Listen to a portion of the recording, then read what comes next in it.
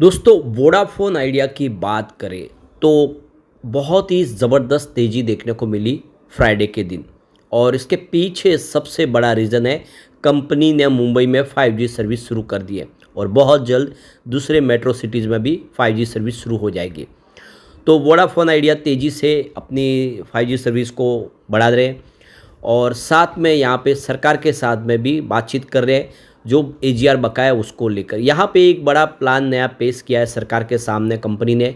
क्या है वो प्लान, उसको समझने की कोशिश करेंगे और क्या वोडाफोन आइडिया आने वाले समय में सारी मुसीबतों से बाहर निकल जाएगा और क्या कंपनी प्रॉफिट में आ सकती है, समझने की कोशिश करेंगे। क्योंकि अब आने वाला है क्वार्टर 4, क्या है संभावना क्वार्टर 4 की, वो भी समझने की कोशिश करेंगे। इसके अलावा कंपनी ने नए प्लान पेश कर दिए हैं और आईपीएल को लेकर, और इससे क्या कस्टमर उनकी तरफ अट्रैक्ट हो सकते हैं, समझने की कोशिश करेंगे। लेकिन फ्रेंड्स, उससे पहले अगर आप पहली बार हमारे चैनल पे आए तो चैनल को सब्सक्राइब कर दीजिए, एक बेल आइकॉन दबा दीजिए ताकि जब भी नया वीडियो बने पहला नोटिफिकेशन आपको मिले। वीडियो पसंद आए तो लाइक से ज़रूर कीजिए। चलो फ्रेंड्स, वीडियो स्टार्ट करते हैं। मैं हूँ आपका दोस्त SB दवे और हमारे अपने चैनल ऑनलाइन कमाई में आपका बहुत बहुत स्वागत है।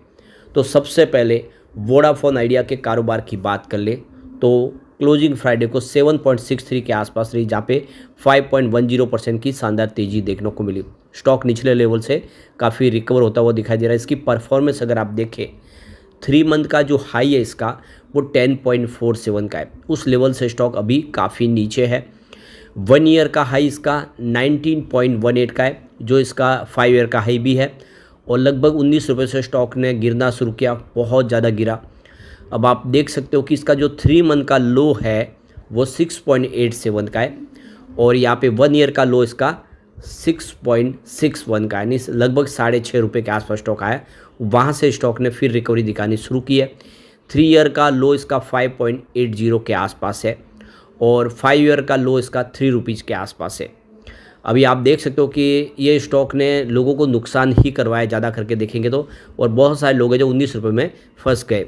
एफपीओ भी लाया गया था, तो आप देख सकते उस समय 11 रुपीज़ में बड़े फंड हाउस को शेयर जारी किए गए, तो वो इन्वेस्टर भी यहाँ पे भी फिलहाल तो लॉस में है जो एफपीओ में निवेश किए थे। अब यहाँ पे जो बड़ी अपडेट निकल के आ रही है, वोडाफोन आइडिया ने सरकार से जो बकाया रकम जो है वो बकाया के बदले इक्विटी में बदलने का अनुरोध किया है सरकार से। तो देख सकते हो कि इस समय सरकार की जो मौजूदा हिस्सेदारी है वो 22.6% है, जो बढ़ के 49% तक चली जाएगी। Telecom service provider Vodafone idea ने सरकार से सहायता की मांग की है। वोडाफोन आइडिया को एडजस्टेड ग्रॉस रेवेन्यू या एजीआर और स्पेक्ट्रम बकाया चुकाना चुनौतीपूर्ण लग रहा है।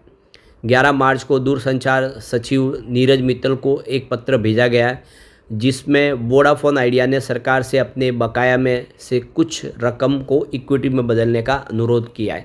यानी वो पैसे नहीं चुका सकते, इसलिए सरकार इक्विटी और बढ़ा दे। सूत्रों के मुताबिक अगर सरकार अधिक बकाया को इक्विटी में बदलने के लिए सहमत होती है तो वोडाफोन आइडिया में इनकी जो मौजूदा हिस्सेदारी है वो 22.6% से बढ़ के 49% हो जाएगी।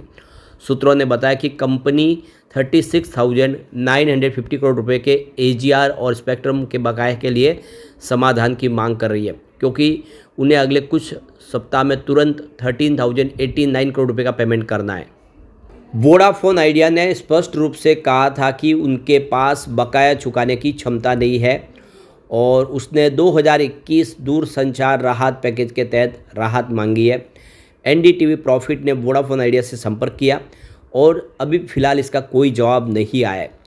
गौरतलब है कि कंपनी में सरकार की हिस्सेदारी मूल रूप से 33.44% थी, लेकिन पिछले साल अप्रैल में वोडाफोन आइडिया के 18,000 करोड़ रुपए के फॉलो ऑन पब्लिक ऑफर के कारण हिस्सेदारी गिर गई। दिसंबर तक वोडाफोन आइडिया में सरकार की हिस्सेदारी 22.6% के आसपास है। ये चिट्ठी उन रिपोर्ट्स के बाद में आई है जिनमें कहा गया था कि सरकार ने दूरसंचार कंपनियों के लिए एजीआर बकाया पर कोई छूट देने से इनकार कर दिया है। वोडाफोन आइडिया के लिए 52,000 करोड़ रुपए की संभावित राहत हो सकती है, जिससे उनकी बकाया एजीआर देनदारी में लगभग 75% और कुल लोन में लगभग 25% की कमी आएगी। तो जो वोडाफोन आइडिया की इक्विटी के लिए 7 रुपये शेयर की संभावित रकम के बराबर है और मार्केट के जो जानकार है उनको जनवरी में इसका अनुमान लगाया गया था उन्होंने। जुलाई 2024 में वोडाफोन आइडिया ने AGR बकाया मामले में सुप्रीम कोर्ट में क्यूरेटिव याचिका लिस्ट करने की मांग की थी। हालांकि सितंबर 2024 में सुप्रीम कोर्ट ने इस मामले में वोडाफोन आइडिया की याचिका को खारिज कर दिया, जिससे कंपनी को एक झटका लगा था। अब यहाँ पे वोडाफोन आइडिया ने मुंबई में 5G सर्विस लॉन्च कर दी है। तो क्या वोडाफोन आइडिया की 5G सर्विस की वजह से एयरटेल और जियो को डरना चाहिए? क्या उनके लिए ये थ्रेट है? तो देख सकते हो कि कंपनी की मुंबई में सर्विस शुरू हो चुकी है और धीरे धीरे करके पहले मेट्रो सिटीज़ में सेवाएं शुरू की जाएगी 5G की, और बाद में धीरे धीरे करके इसको आगे बढ़ाया जाएगा टाउन तक। तो अब आप देख सकते हो कि कंपनी की शुरुआत हो चुकी है, 5G सर्विस देना शुरू कर दिया है। तो फिलहाल नॉन कमर्शियल यूज़ के लिए 5G सर्विस शुरू की गई है। और आप देख सकते हो कि ये जो एक थ्रेट है क्या जियो और एयरटेल के लिए, तो अगर इसका शॉर्ट आंसर कहे तो नहीं भी है और या यस भी है, यानी नो और यस दोनों है। तो नो इसलिए है क्योंकि एयरटेल और जियो ऑलरेडी पहले से ही 5G सर्विस शुरू कर चुके हैं, उनके पास उनके कस्टमर है, तो कोई नई बात नहीं है। 5G सर्विस शुरू कर दी तो वो तो पीछे रह गए। तो ऐसे में ज़्यादा कस्टमर छीनने की उनके यहाँ पे जो संभावना कम दिख रही है। लेकिन अगर वोडाफोन आइडिया सर्विस उनसे बेहतर दे पाते हैं, क्योंकि कस्टमर केयर के मामले में जियो और एयरटेल से इनकी जो सर्विस है वो पहले से ही अच्छी है, लोग उससे खुश हैं। तो ऐसे में अगर ये और कोई शानदार ऑफर लेके आते हैं और 5G सर्विस बेहतर नेटवर्क के साथ देते हैं, तो कस्टमर जो इनसे छीन गए वो धीरे धीरे करके थोड़े से वापस आ भी सकते हैं। इसका फ़ायदा भी हो सकता है, क्योंकि यहाँ पे देख सकते हो कि fix wireless access system service Vodafone offer कर रहा है, और देख सकते हो कि नोकिया का साथ मिला है, जिसकी वजह से बेहतर सेवाएं दे सकते हैं। तो इससे आने वाले समय अगर आप देखें तो कुछ फ़र्क पड़ सकता है, और एग्रेसिवली इनको कैंपेन करना होगा अपने कस्टमर को अपनी तरफ लाने के लिए, कुछ खास अट्रैक्टिव ऑफर लाने होंगे, तब जाके वो जो जियो और एयरटेल की तरफ शिफ्ट हुए कस्टमर फिर इनकी तरफ आ सकते हैं। अभी लेकिन रहा मुश्किल है। अब यहाँ पे जो बड़ी अपडेट निकल के आ रही है, VI के यूजर्स के लिए काफ़ी कम प्राइस में जियो हॉटस्टार के ऑफ़र लॉन्च किए गए हैं। और आप देख सकते हो कि IPL की वजह से ये 3 नए ऑफ़र लाए गए, जिससे कस्टमर को फ़ायदा हो सकता है।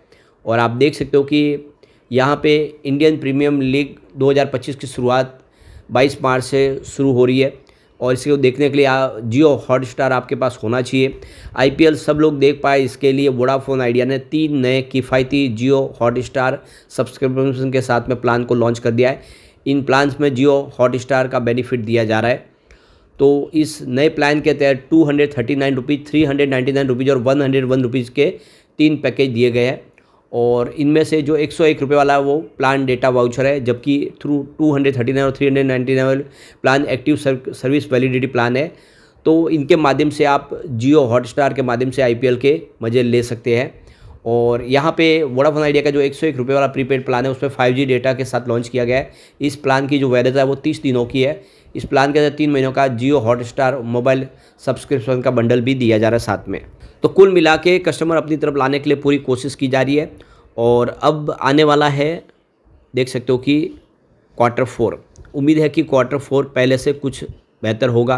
कंपनी वैसे थोड़ा सा बिजनेस के मामले में अगर देखें तो कुछ तो राहत दे रही है, कुछ कंपनी का लॉस कम हो रहा है, कुछ रेवेन्यू बढ़ रहा है, और सरकार की तरफ से कुछ बेनिफिट दिया जाता है। तो आने वाले समय वोडाफोन आइडिया सर्वाइव कर जाएगी, और आने वाले समय इसकी जो प्राइस है, जो कौड़ियों के भाव में स्टॉक आ गया, वो कुछ बेहतर करता हुआ दिखाई दे सकता है। इसके लिए थोड़ा सा वेट करना होगा। लेकिन फ्रेंड्स, कोई भी इन्वेस्टमेंट करने से पहले अपने फाइनेंशियल एडवाइज़र से एडवाइस ले ले, या अपना खुद का रिसर्च करें, क्योंकि मैंने वीडियो आपके एजुकेशनल पर्पज़ के लिए ही बनाए। वीडियो पसंद आए तो लाइक से जरूर कीजिए और चैनल को सब्सक्राइब कर दीजिए। Thank you friends.